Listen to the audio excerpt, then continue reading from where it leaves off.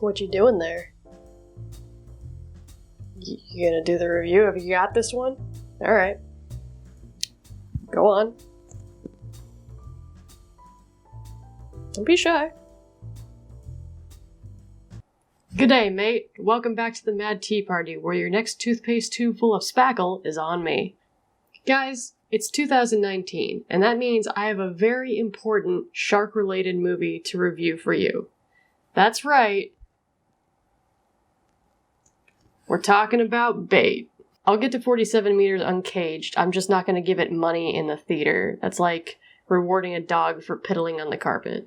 Bait is an Australian shark movie from 2012. I know, right? 2 movies about sharks in the same decade. What are the odds of that? This shark movie starts where most of them do, on the beach in the ocean, where a bunch of 20-somethings wade out into the water, a shark sees him, eats his face, yada yada yada, moving on. Now, the reason why I whiz past the intro is because this whole opening scene where a traumatic experience happens and one of the friends of the main character dies really has nothing to do with the plot of this movie. Sure, the main character is traumatized and saddened by this experience, but other than that, it has nothing to do with anything. After the credits, we're presented with 1 year later, and this guy is still as sulky as ever. As he's leaving his house, he notices a lot of odd things, like dogs acting strangely and a scene from Birdemics.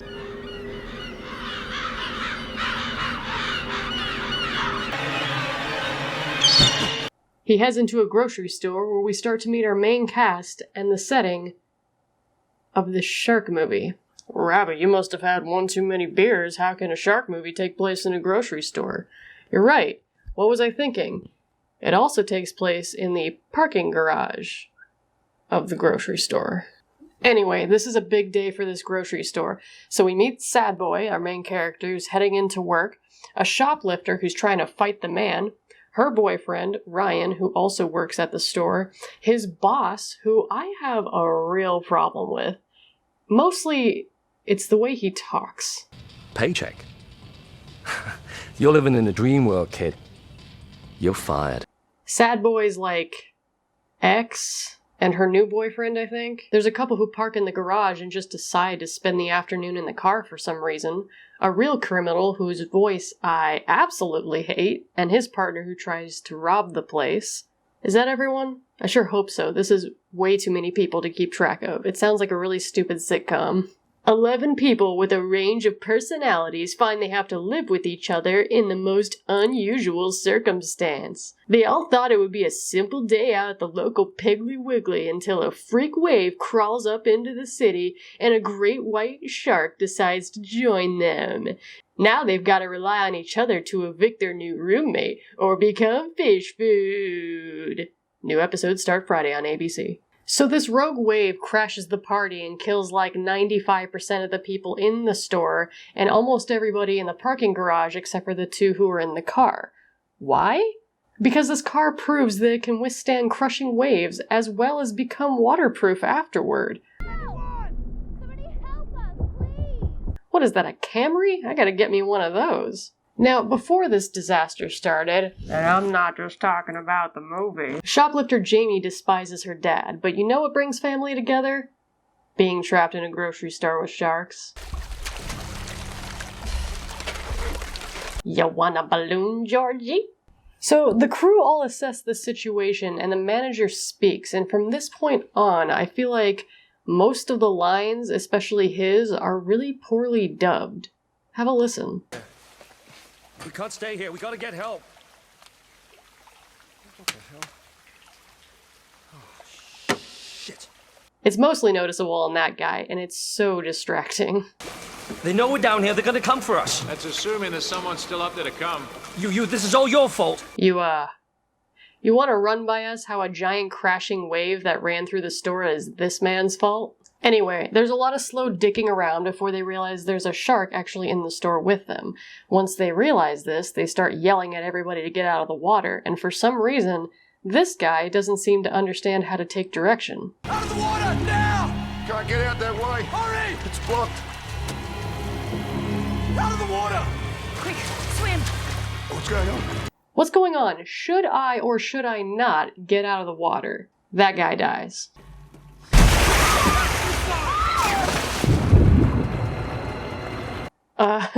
This shark is ridiculous, by the way. It's 12 feet long, likes to bang into things, knocking people off of stuff. It leaps out of the water like it has jet rockets attached to it, and it's just a genuinely good dude for trying to kill all these people. Well, I need something with a point to break the windscreen. Give me your shoes. Are you crazy? These are $300 Gucci. Oh, okay. Hope you like eating cars and your dog then, because we live here now.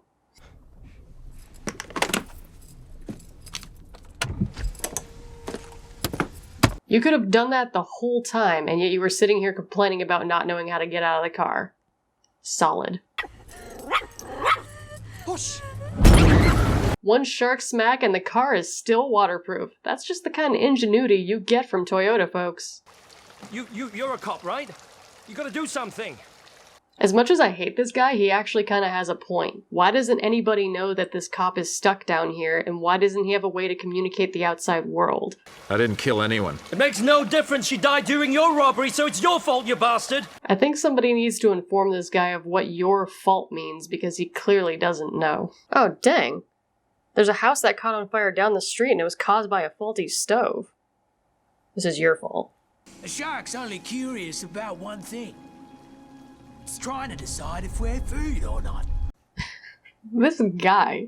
Some electric cables start to get too close to the water for comfort, and this guy responds in the most normal way he could. Why are you laughing? They send the new boyfriend off on an adventure to shut off the power from a service room down under the water, but first he has to dress like a Minecraft character. Before we get to that, though, let's check in on the car. Here, bully. I need some space. 2 hits, folks, and, uh-oh. Oh, well. 2 hits isn't bad. I mean, can your Prius do that? I just realized Prius is Toyota, too. That's a bad choice. Back in the store, they send... What's his name? I'm gonna call him Shrimp Taco. They send Shrimp Taco down to go shut off the power, and wouldn't you know it, the breathing tube just doesn't reach that far.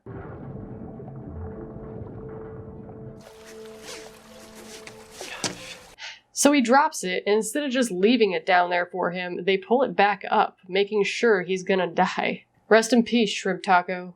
You will be missed. So the next big idea is to send somebody up into the vent in the ceiling, right? And of course this selfish douche volunteers himself to get up there first. But fate is not kind to poorly dubbed manager men this day, as an army of, scarabs comes pouring out of the vent before this happens. I'm okay.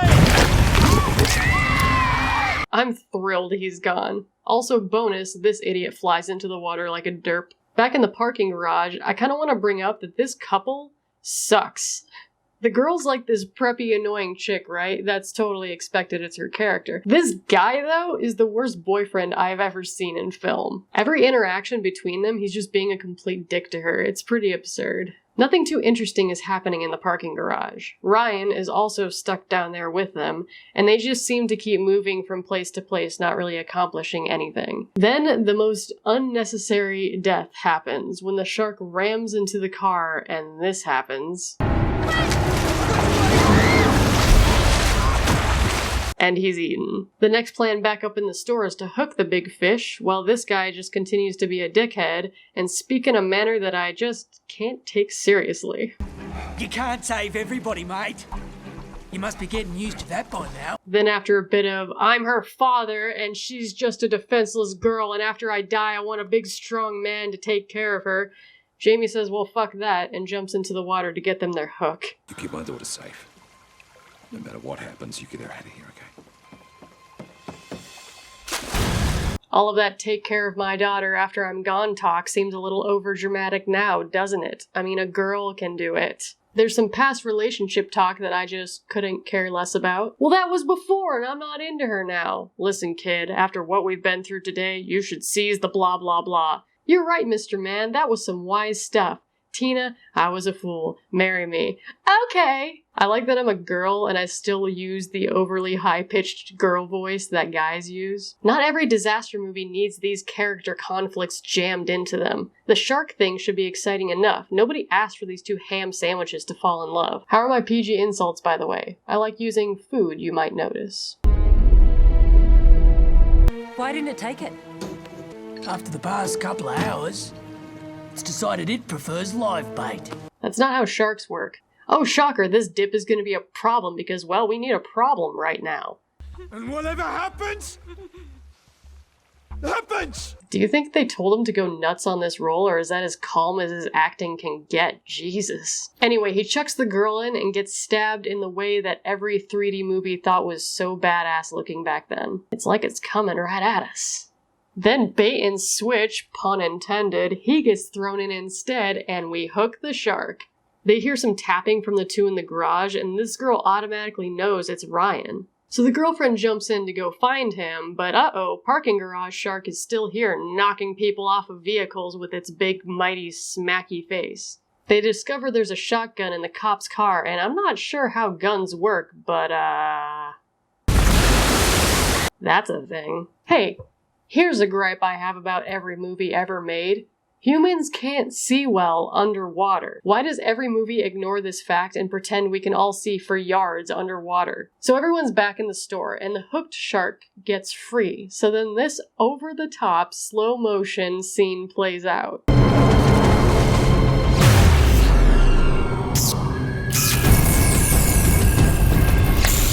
He tases the shark in the fucking face and it electrocutes the thing. Choir music and slow-mo, are you kidding me?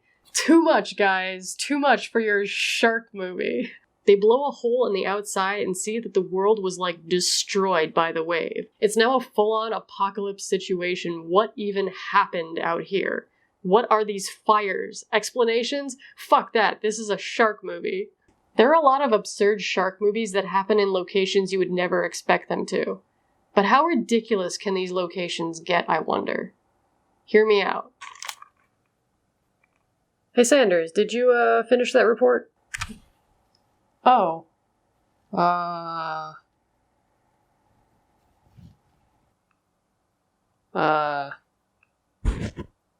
Thanks. What's that? It's a giant wave headed straight for us! What? We live in Arizona, and we're on the 12th floor of an office building. How is that possible? Look out! The wave is bringing sharks with it! Sharks? There'll be no way for us to get out of here if that wave hits us! I'm young! I'm just out of college! And I have a dark history with sharks and an ex that works on this floor, and we're kind of weird about being around each other, you know, because of said shark history. That was a lot of exposition. Brace for impact!